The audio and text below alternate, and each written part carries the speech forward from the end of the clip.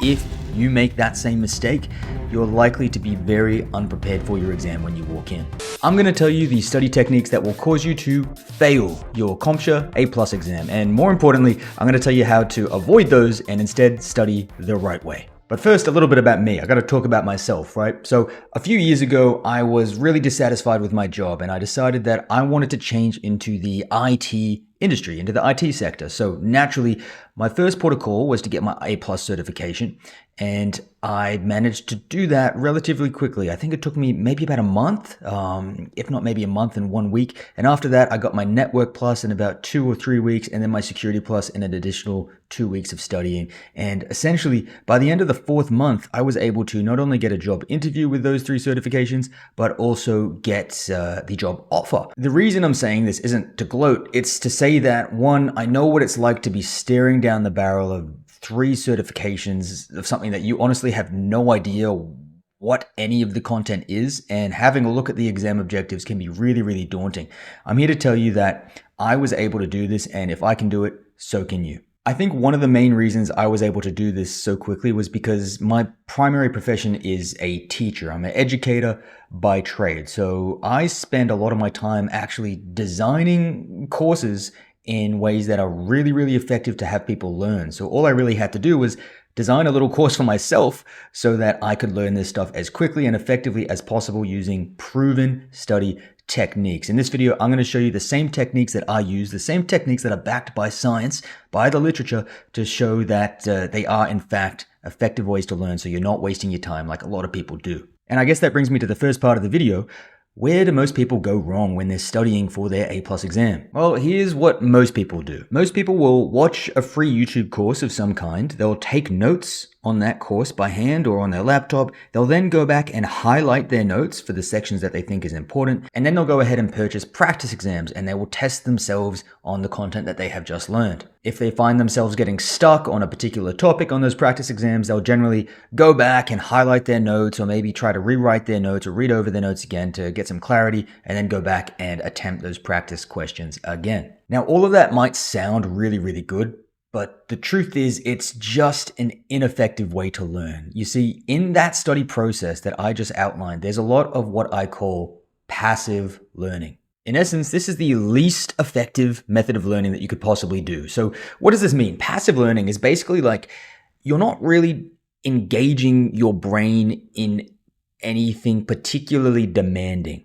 right? We'll dial in on the specifics and I'll show you what I mean. When you're watching that YouTube course, which is a good thing to do, it's a good thing to take in information, but when you're watching it, you're not working your brain. You're sitting back, you're watching, you're listening, and you're passively intaking information. When you're taking notes, you're listening to what someone else has said, and then you're using a pen to write it down on paper. Your brain isn't doing any kind of translation in between that. The person says it and you write it down. You're simply a middleman for the information that they are presenting. Now, when you highlight notes, again, same concept, right? Your brain really isn't doing any work. It's pretty much just saying, hey, these look important. I'm going to make that a pretty color. Oh, that looks important as well. I'll make that a pretty color as well. That's not really activating your brain. It's not having to do anything significant. And that brings me to doing practice exams or practice exam questions. Now, this is absolutely a fantastic thing to do. It engages in one of the most effective ways of studying, which is active recall, right? You're trying to recall the information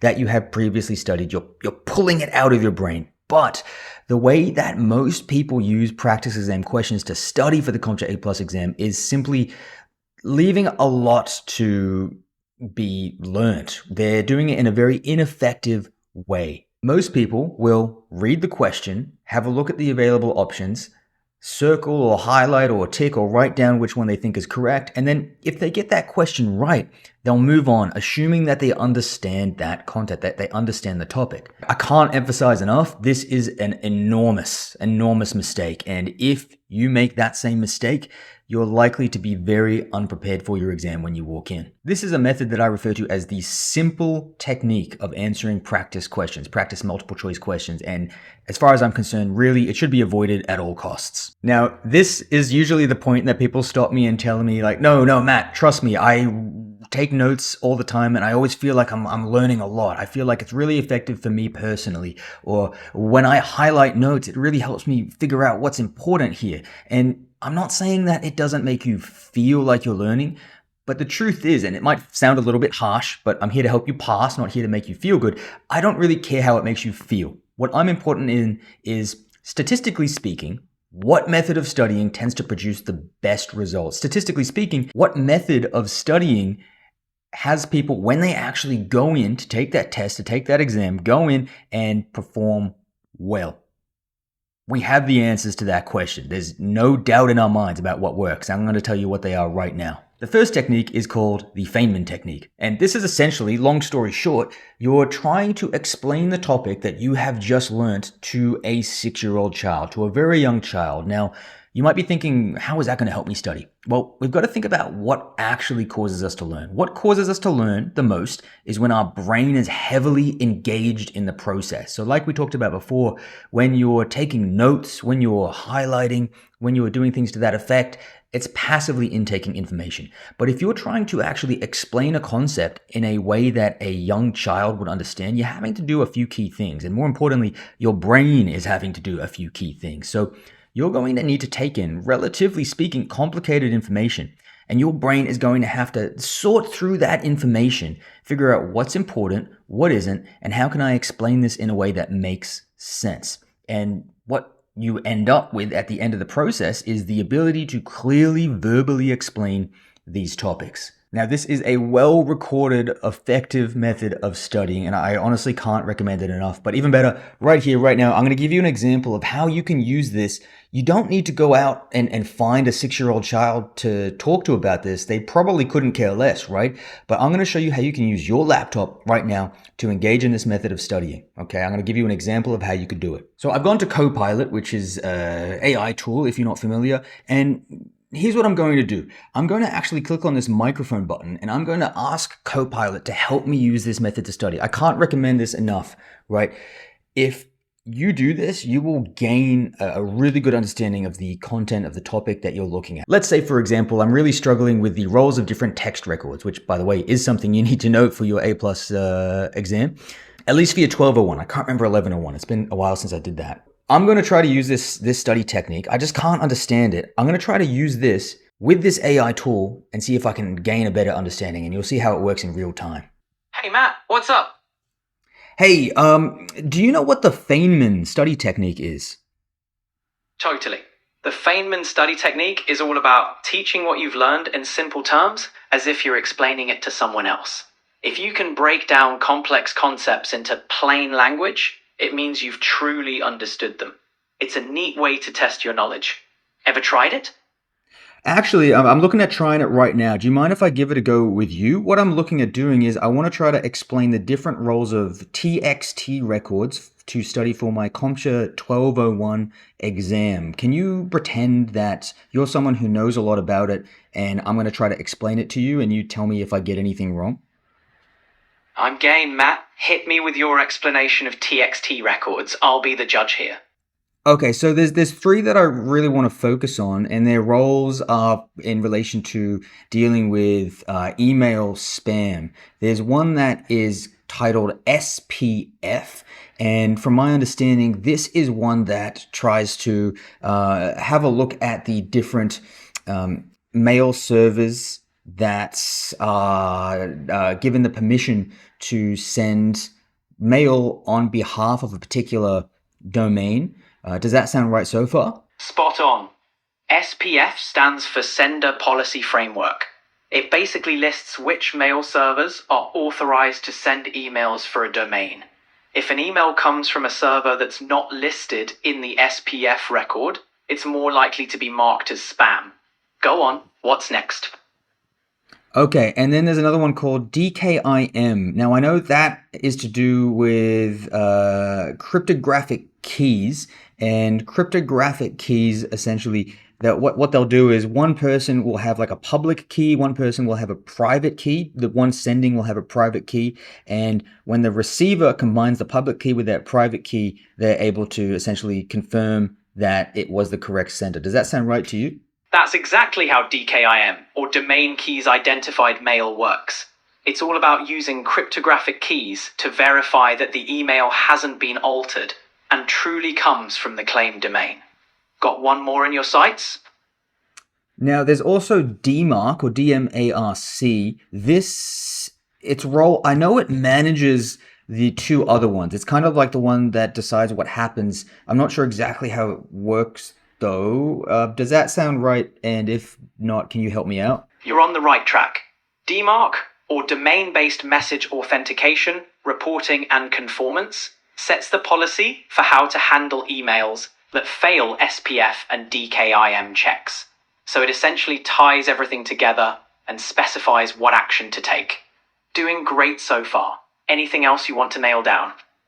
I'm going to try explaining DMARC to you again now that I have a better understanding. So DMARC basically takes the results of SPF and DKIM, and if it fails those tests, DMARC regulates what action is taken as a result. Exactly. DMARC decides whether to quarantine, reject, or accept emails based on SPF and DKIM results. You're good to go for your Comp 1101 exam. Feeling more confident now? So hopefully you see how that works in practice, right? You attempt to verbally explain what your understanding is, and with the use of AI, which is honestly so much better than actually trying to explain it to a 6-year-old, they can actually stop you and tell you what you've got wrong. You do frequently need to double check the information that they bring back to you, because I'll kind of catch it and I'll be like, that's not quite right. Like even there, you saw they said, good luck with your 101 exam. So not entirely. The main benefit is in your ability to verbally explain. They can catch you where you make errors, but just always double check the errors that they come back at you with. You could also do this with a friend though, if you wanted as well. Like, it's up to you. Another way you can do this is if you want to create like a presentation, even if you're just pretending that you're going to be presenting this to someone, try to get yourself to a level on the topic that you're struggling with where you feel like you're ready to verbally give a presentation without reading off of notes. And at that point, you'll have a pretty decent understanding. Now, the second one is active recall. And this is what I talked about when people use practice questions to study. And I said it's a good thing to do, but there's a lot of room to be improved there. And what I mean here is, as I said, what people will often do is they will read the question, they'll look through the 4 multiple choice options that they can choose from, and they'll choose one. And if they get that right, they operate under the false assumption that they're now ready to go for that exam objective. But the thing is, when they get to their real exam, it might be the case that they get a question that's actually describing one of the other 3 options that was not correct in that instance. And if you do that and you haven't actually prepared to also identify and define and describe what those other 3 options are, you're going to be in a big world of trouble there. And you may very well fail the exam if that happens enough times in a row. So instead, what I recommend doing is when you're completing multiple choice questions, don't treat it as an opportunity to like pretend you're taking a test, at least initially when you're doing it to study. Instead, what you should do is take it as an opportunity to study. So here's what you do. Step 1, you answer the question like I just said, right? You read through the question and you think about what the most correct answer is there. But in step 2, what you're going to do is for each of the options that has been presented to you, you're going to think about, how could I reword this question that I've been presented with so that that option is the answer? Okay. And again, in the process of doing that, what you're going to end up doing is your brain is working really hard to try to process that information, because by doing that, what you're going to have to do is think, okay, first of all, what is this option? What does it do? And in what circumstances would you actually use this? Right? So by rewording the question to make one of those options the answer, you're in effect, you are studying very effectively, right? So I highly recommend doing that. And finally, for that same multiple choice question, for each option, what you want to try to do is basically what I kind of outlined before, where you're looking at each option, you're doing a few things. The first one is you're defining it. So you're basically saying, what is this thing? The second thing is you're saying, what does this thing do? And the third thing is try to verbally explain that thing, kind of circling back to the Feynman technique now, right? To someone else. Get to a point where you can verbally explain what that is. And you want to be able to do that for every option in all of your practice test questions. Okay. And I recommend breaking down your practice test question study into 2 phases. The first phase is for the purpose of study. In this phase, you actually break down the practice test questions into the exam objective. So you had your questions for exam objective 1.1, 1.2, 1.3 organized, and then you go through them for the purpose of studying, and you do that complex method that I just laid out. Only once you've done that for all of the exam objectives do you then go and take a randomized practice exam.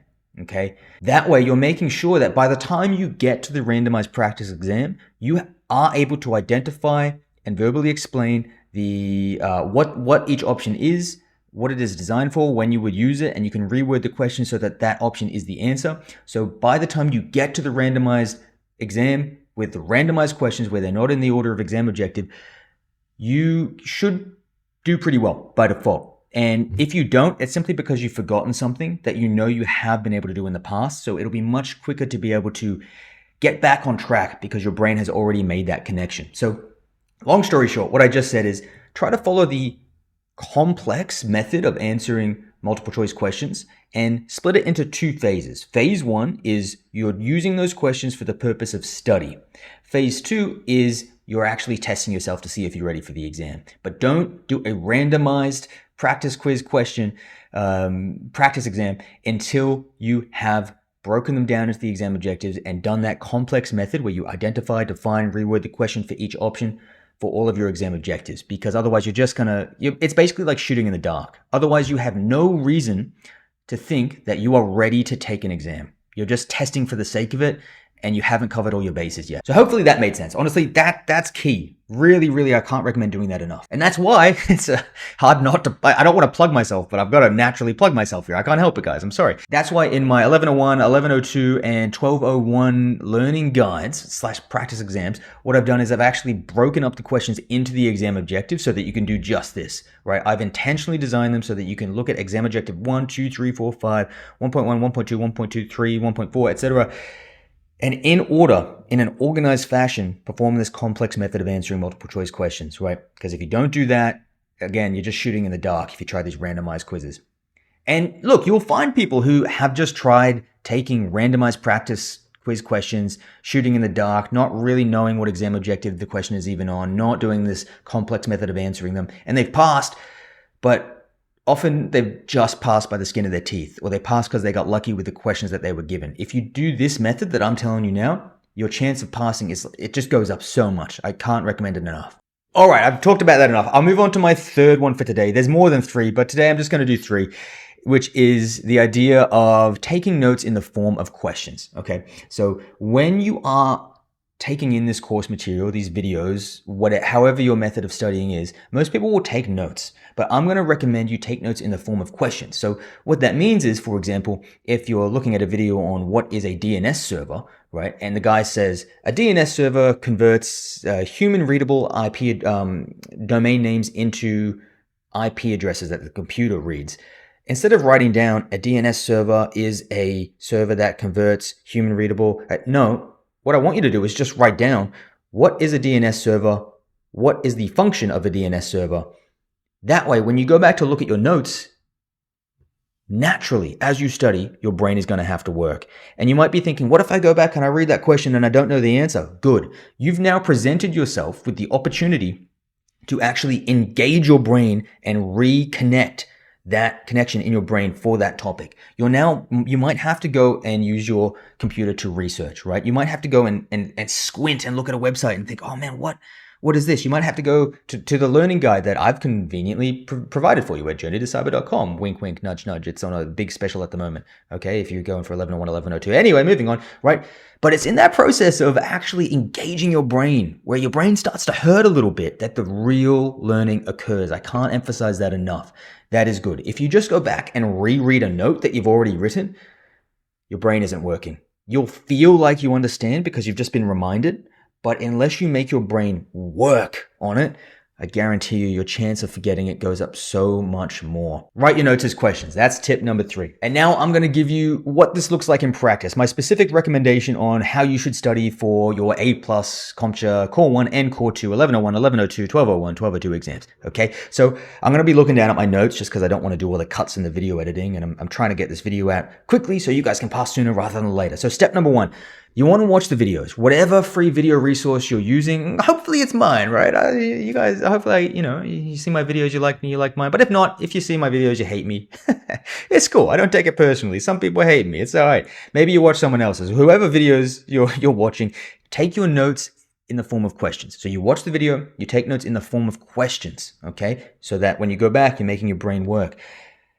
After that, if you have identified any areas that you're really struggling with, I want you to try to use the Feynman technique, right? Just try to verbally explain that concept. And then what you'll realize is, oh, I have some gaps there. Go back, try to answer those questions that you wrote down, those notes in the form of questions, try to do some research, then go back and try to re-explain, like you saw me do when I was doing the Feynman technique with the AI there. You could even just jump straight to using the AI if you want. It's really cool, really useful.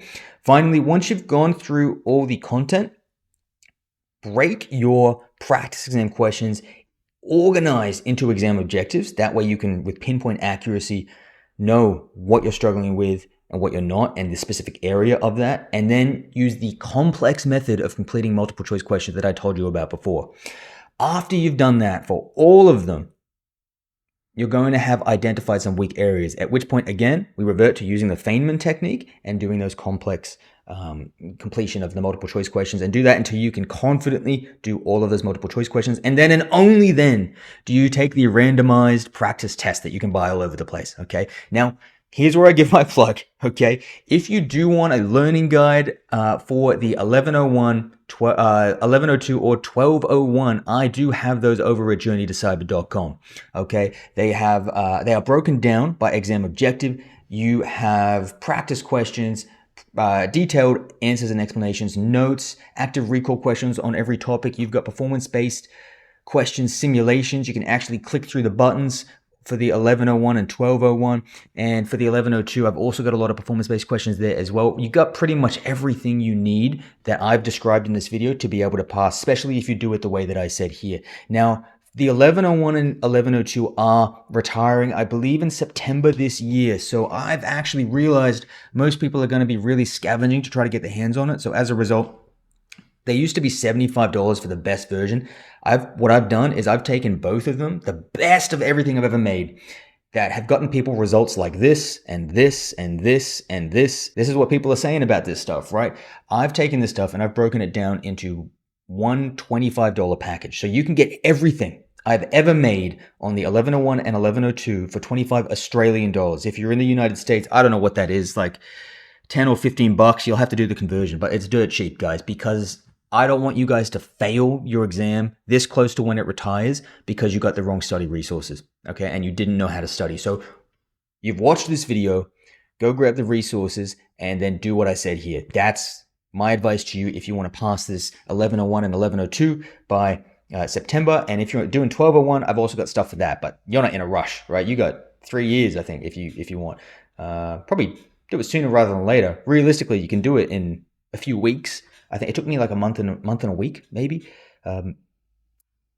Yeah, that's about it, guys. Look, if you liked this video, if you found it useful, subscribe for more. I'm putting out a full free course for the 1201, and I'm going to keep going. My goal is to get free courses out for A+, Network Plus, and Security Plus, ideally by the end of the year, if I can hustle that hard. It's going to take a bit, but I'm going to do my best. So if you're trying to do any of those certifications, subscribe, share with whoever you know if they're trying to do it as well, and I will see you guys in the next video. Good luck with your exams. If you do what I said here, you're going to kill it. Trust me. I know you will. All right. Bye, guys.